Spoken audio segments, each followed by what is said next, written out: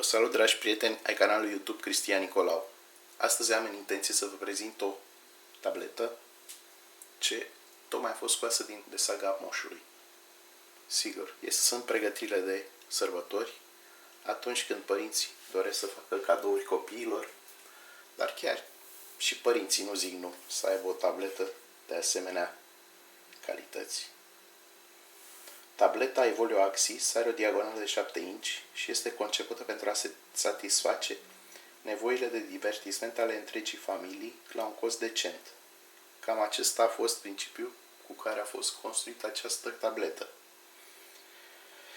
Este echipat cu un procesor quad-core de 1,3 GHz cu un consum redus de energie, o memorie RAM de 1 GB, un procesor grafic Mali 400, pe care îl știm, este deja extra testat, pentru folosirea mai multor aplicații simultan și rularea jocurilor cu grafică solicitantă și fișiere video.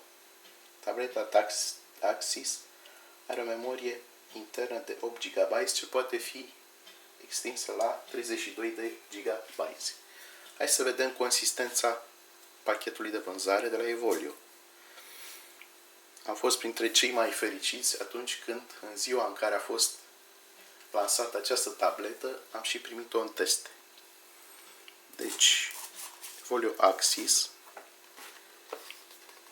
are o cutie foarte interesantă, de fapt, ca și celelalte de până acum.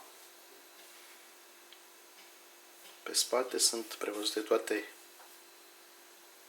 specificațiile tehnice ale tabletei și să trecem direct la dezasamblarea pachetului.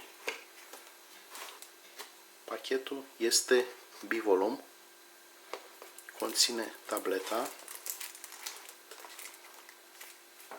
de asemenea, înăuntru, așa cum ne-a obișnuit, încărcătorul, cablu de date mini USB, micro USB, manualul de utilizare bilingual și, firește, certificatul de garanție cu cei 2 ani prevăzuți de garanție legali.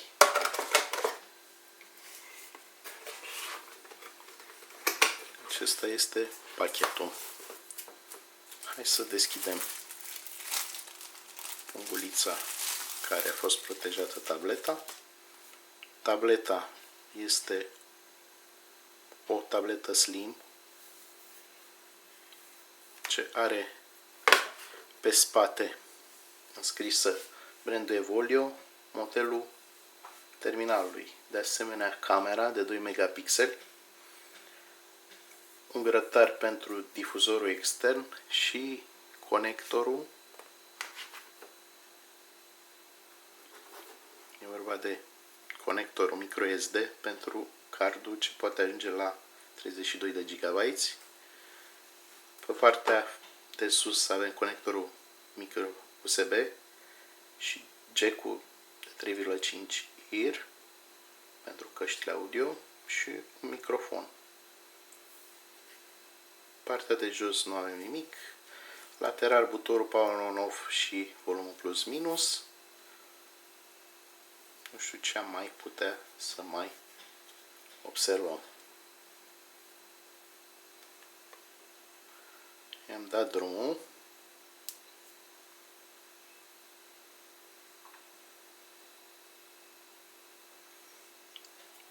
Este foarte plăcută la pipăire, având spatele mat, se așterne foarte bine în mână.